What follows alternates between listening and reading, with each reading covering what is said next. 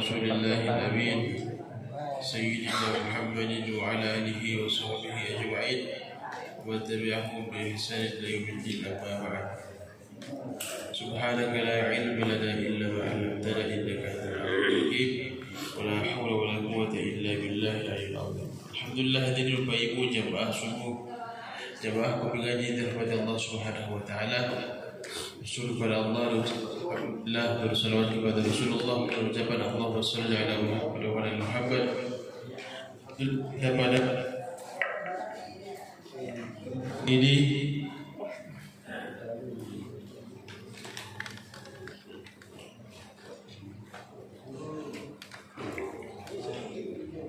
alhamdulillah pada subuh hari ini kita diberi kesehatan, kesempatan, nikmat iman sehingga alhamdulillah kita bisa hadir sholat subuh secara berjamaah dan kegiatan rutin pekanan kita yaitu ngopi ngaji insyaallah. Berbagai kami persilakan.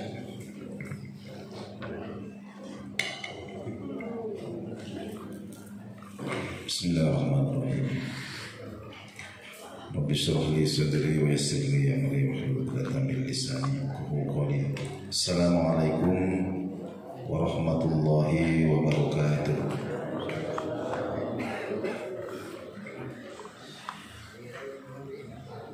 Innal hamdalillah nahmaduhu wa nasta'inuhu wa nastaghfiruh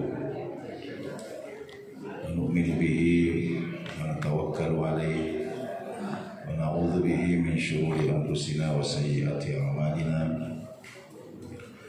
Allahumma shalli wa sallim wa tahallil wa barik ala habibikal mustafa Muhammadin sallallahu alaihi wasallam.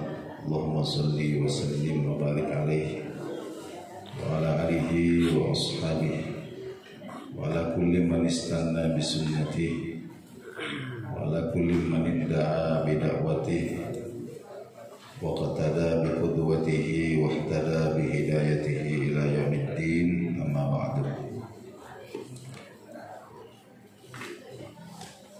Bapak-bapak, ibu-ibu, muslimin, muslimat, majelis ilmu yang kesemuanya saya hormati. Alhamdulillahirabbil alamin. Kembali pada kesempatan subuh hari ini kita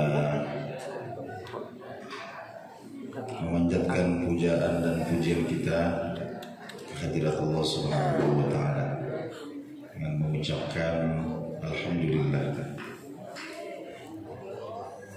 seraya memohonkan agar Allah Subhanahu wa taala senantiasa melimpahkan, mencurahkan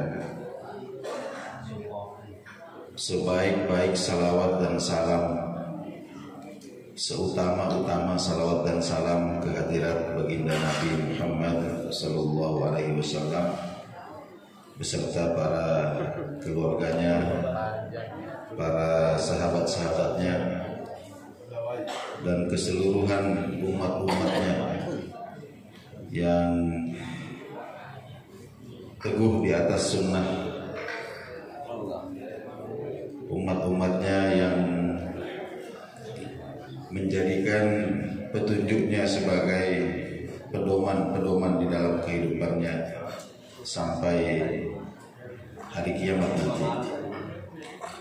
Bapak-bapak, ibu-ibu sidang majelis ilmu rahimakumullah,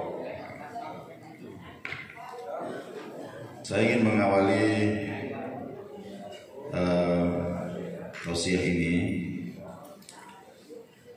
Ada riwayat dalam kitab Ruhul Bayan disebutkan bahwa Nabi Daud alaihissalam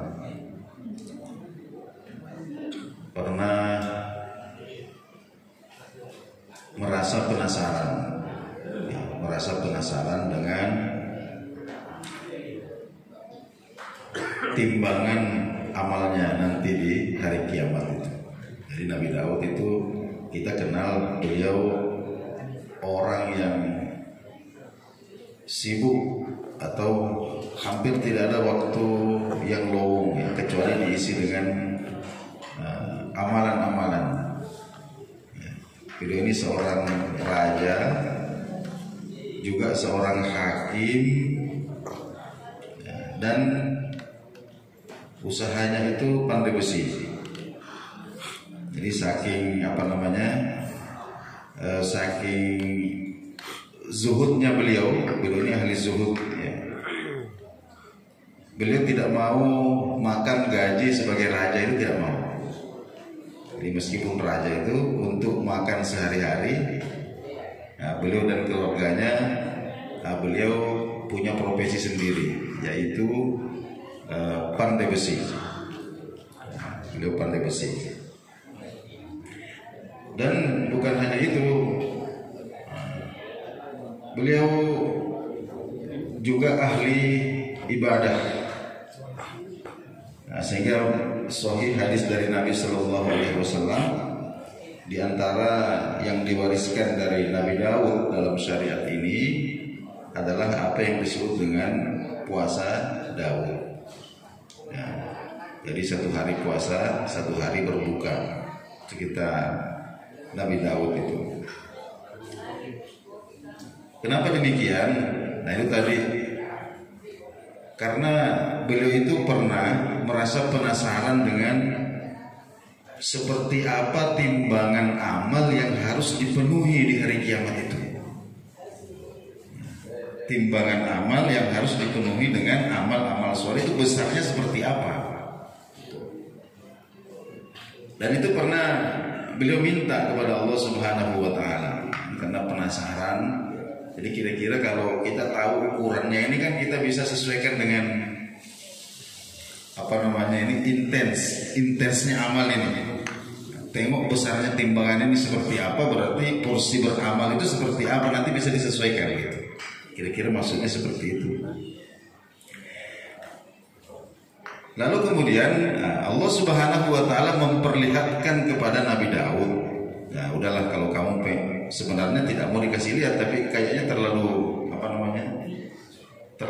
pengen tahu, akhirnya ya sudah, kalau kamu mau tahu diperlihatkan.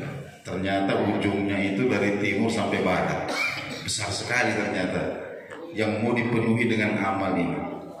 Sampai Nabi Daud itu reaksinya apa? Pingsan, Pak. Pingsan karena tidak bisa membayangkan siapa yang sanggup untuk memenuhi timbangan yang besar seperti itu. Yang sanggup itu siapa? Artinya beliau ketika melihat timbangan itu ukurannya besar seperti itu, langsung itu PD-nya hilang. Kayaknya saya tidak mampu saya. Sampai pingsan. Pingsan. Nah begitu siuman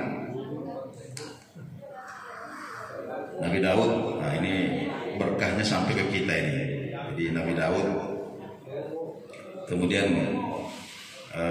munajat kepada Allah, ya Allah, sebenarnya aku ini agak menyesal meminta kepadamu untuk memperlihatkan timbangan amalku. Ini ternyata besar sekali. Ya, seandainya saya tidak tahu, saya tidak terbebani.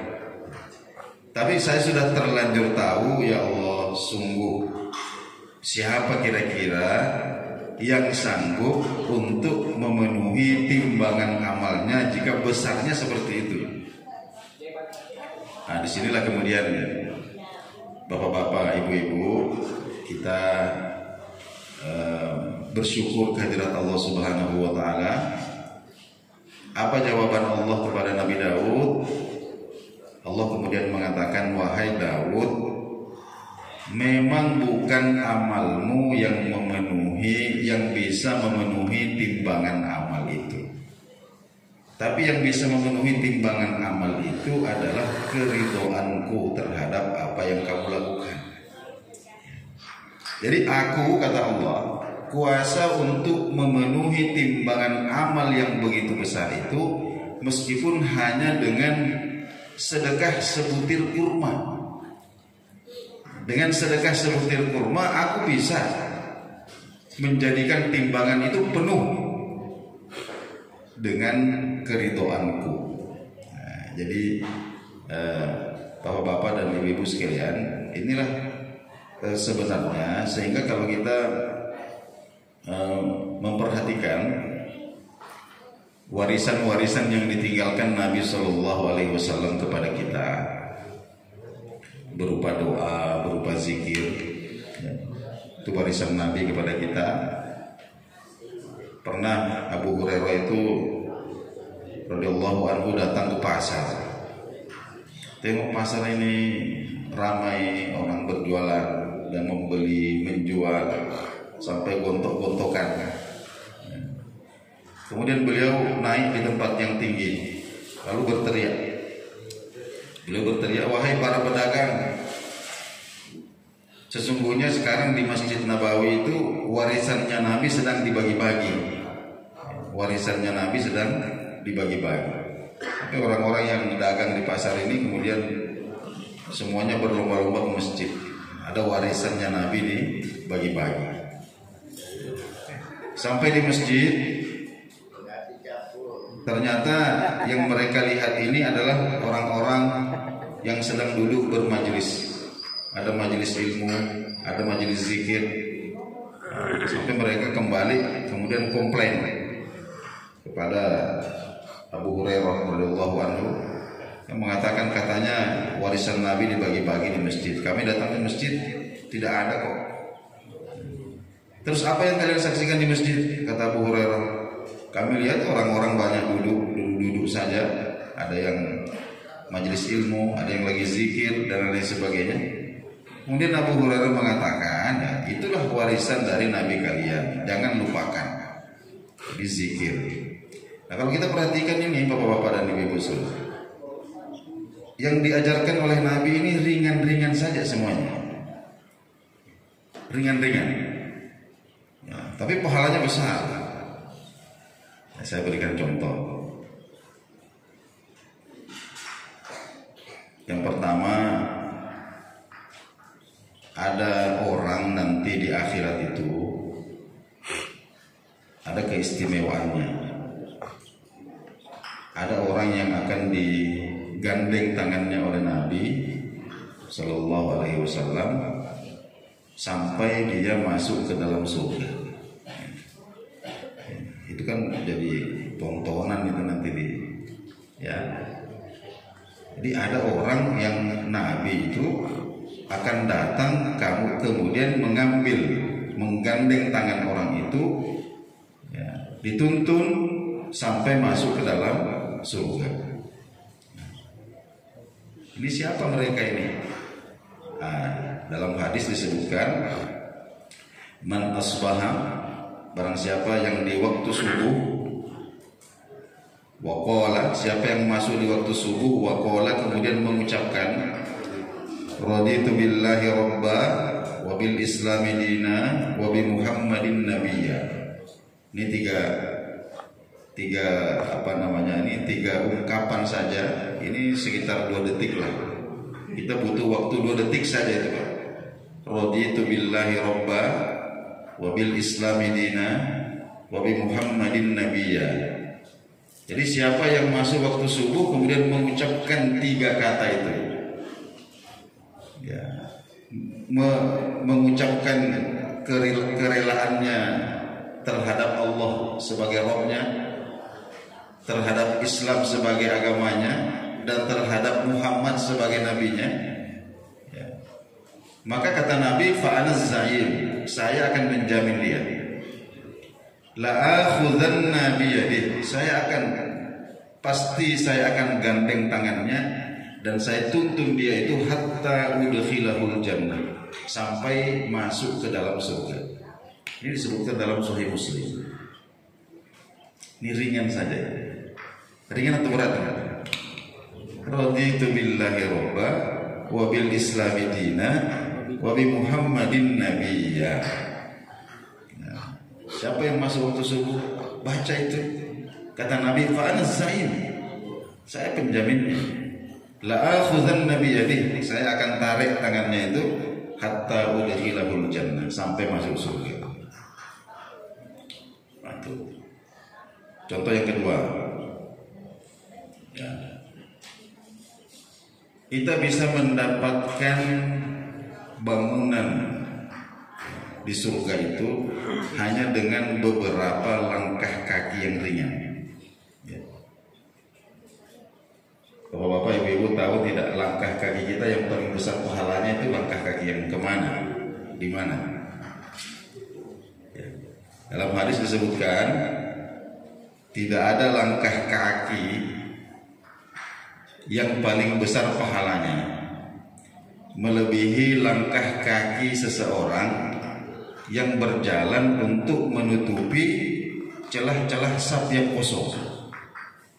Nah, itu dalam hadis disebutkan. Ini kadang-kadang orang didorong tidak mau. Langkah kaki, ini langkah kaki di antara sekian banyak langkah kaki. Mau ke, ada yang ke kantor, ada yang ke pasar, ada yang pergi mancing, ada yang pergi ke masjid sholat berjamaah, ada yang kemana-kemana. Dari sekian banyak langkah-langkah kaki itu, oh tidak, langkah kaki yang paling besar pahalanya itu adalah langkah kaki, ya, mungkin cuma satu langkah, dua langkah, tiga, untuk menutupi celah yang kosong di dalam saf berjamaah. Nah itu kalau sudah tahu, berarti kalau tidak diamalkan itu malas betul. Ya. Dan Allah mengajar, dikatakan bahwa paling besar pahalanya. Apa pahalanya? Itu dari Sayyidah Aisyah, itu dalam Sahih Muslim juga disebutkan, man sadda furjatan fi shaffis shalah. Jadi man sadda furjatan fi shaffis shalah banallahu lahu baitan fil jannah. Barang siapa yang menutupi celah kosong dalam saf berjamaah, masuk dia ke masjid, tengok kiri sudah penuh, tengok wah sudut kanan jauh ada yang kosong satu, maka dia langkahkan kaki sampai ke sana, dia masuk, dia tutupi celah itu, maka pahalanya itu Allah Subhanahu wa taala banallahu lahu baitan fil jannah. Allah akan membangun baginya, membangunkan untuknya rumah di surga. Luar biasa ya. Kalau perlu ini kita agak-agak lambat-lambat tengok-tengok, siapa tahu ada celah-celah yang bisa ditutupi kan. Itu semangat, Pak. Jadi kita harus bagaimana Nabi Daud. Coba kita bayangkan Nabi Daud tadi itu, saking semangatnya untuk beramal itu sampai dia ingin tahu itu target saya nanti ini sampai di mana, sampai dia ingin tahu besarnya timbangan yang mau diisi itu seperti apa besarnya. Itu Nabi Daud alaihissalam. Jadi begitu orientasi terhadap akhirat yang begitu besar. Kemudian contoh lagi, amalan yang ringan. Ya, bapak-bapak, ibu-ibu tahu tidak jumlah orang Islam sekarang di seluruh dunia ini ada berapa?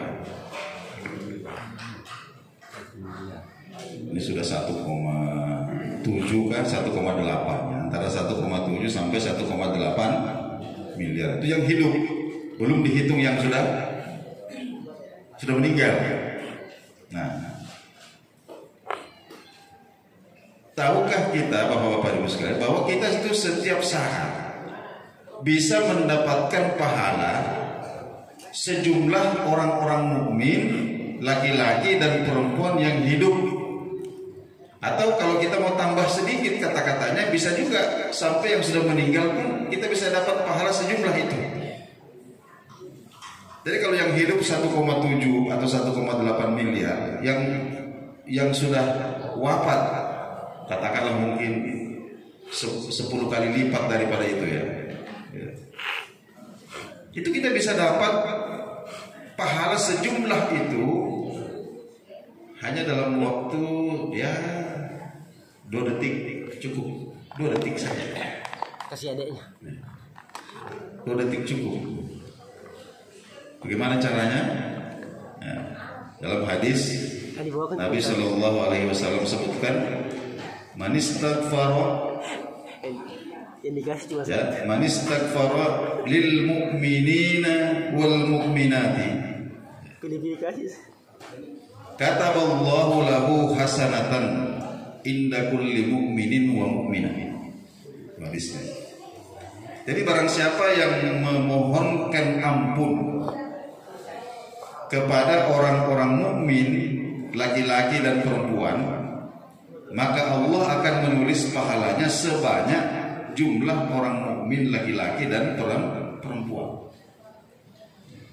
Jadi kenapa saya katakan 2 detik? Kita cukup mengucapkan Allahumma ighfir lil mu'minina wal mu'minat. Cukup. Lama enggak itu? Tidak. Tapi coba kita hitung-hitung berapa hari yang terlewatkan tanpa mengucapkan Allahumma ighfir lil mu'minina wal mu'minat.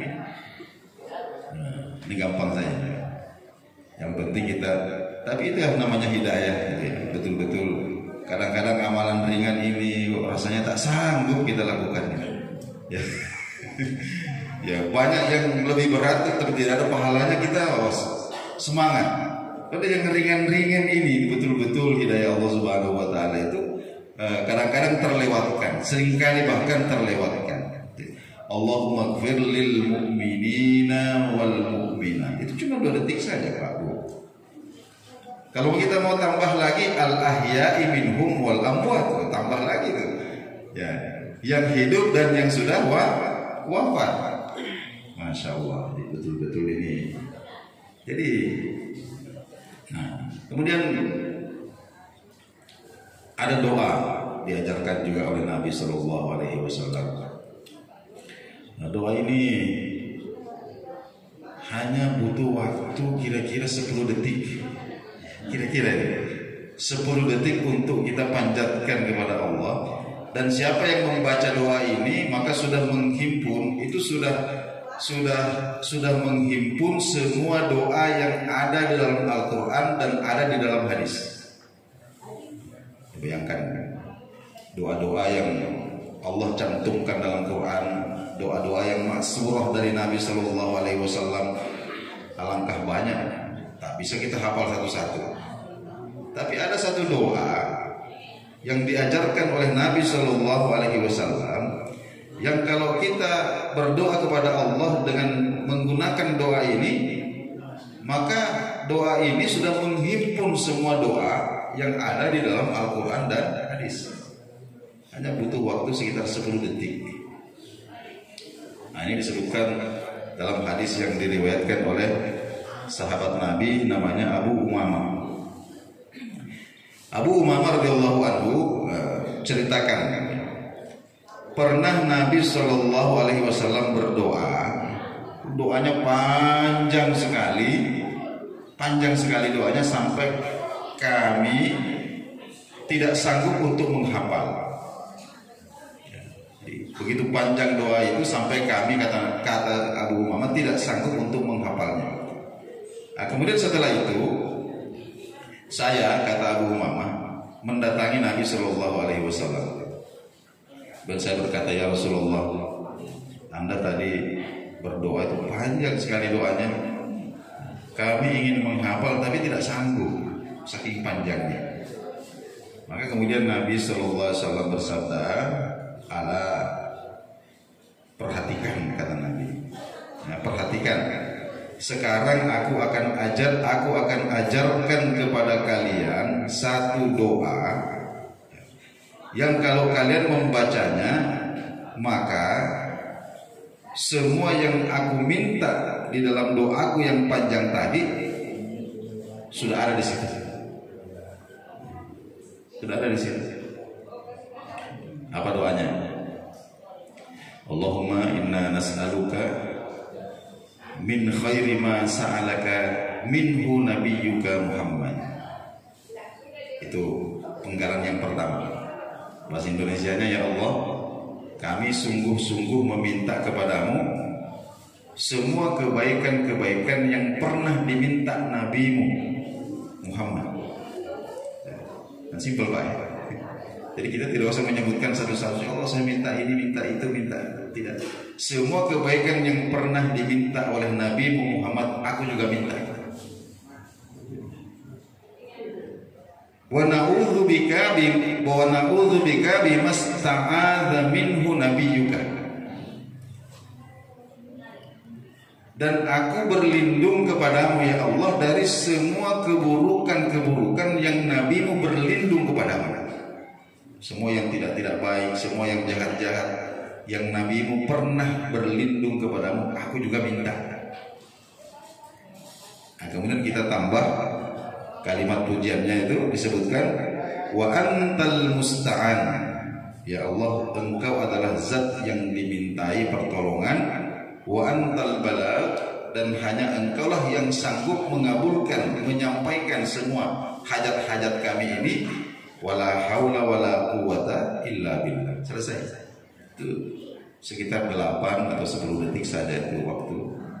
Allahumma inna nas'aluka min khairi ma sa'alaka minhu nabiyyuka Muhammad wa na'udzubika min syarri masta'adza minhu nabiyyuka Muhammad.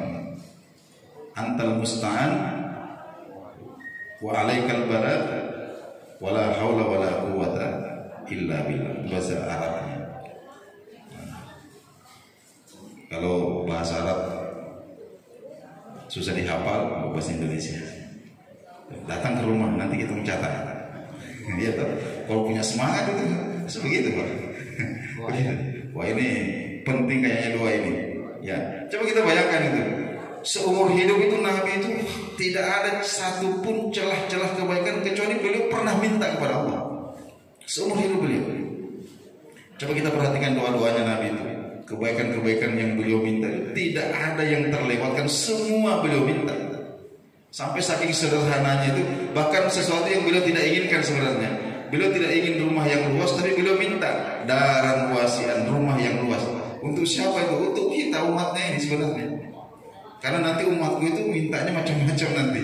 Nah, jadi cukup Nabi ajarkan satu doa yang simpel saja.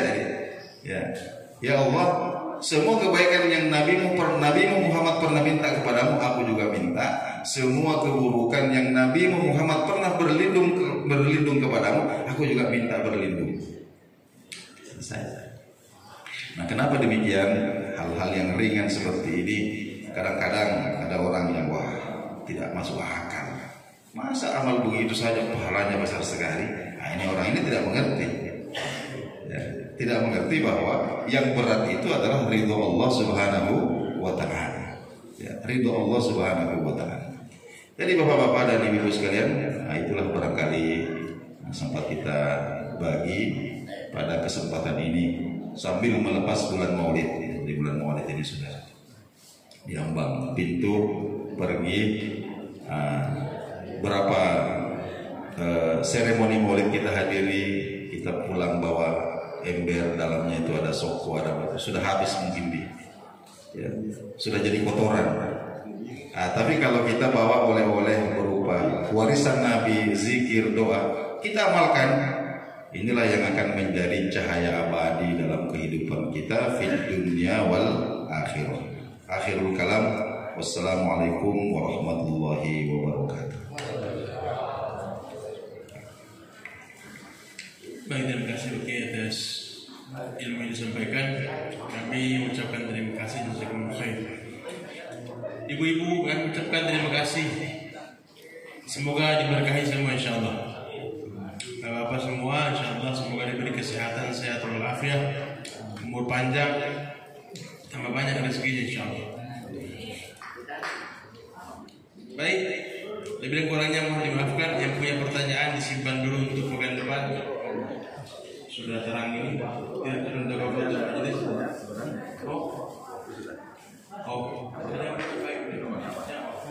Yang punya pertanyaan mohon maaf, hari ini belum sempat dijawab. Insyaallah pekan depan baru dijawab. Ya, terima kasih. Lebih dan kurangnya mohon dimaafkan. Mari kita tutup dengan kafaratul majelis. Subhanallah walhamdulillah, asyhadu an la ilaha illa anta, astaghfiruka wa atubu ilaik. Assalamualaikum warahmatullahi wabarakatuh.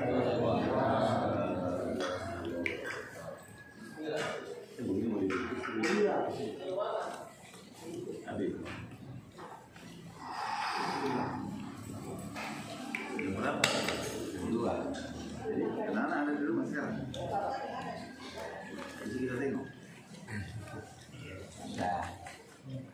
Itu jalur darat. Ya, Itu kepada jalur darat. Dari tahu itu. aneh dan darat. Berangkat siang kan. Ke sana banyak ikan, ke sini juga banyak. Malam. Tapi ada kayu Sama-sama. Saya bilang bahannya sudah. enggak, satu kena kayu, karena ada kayu kan penebangan kayu di sana itu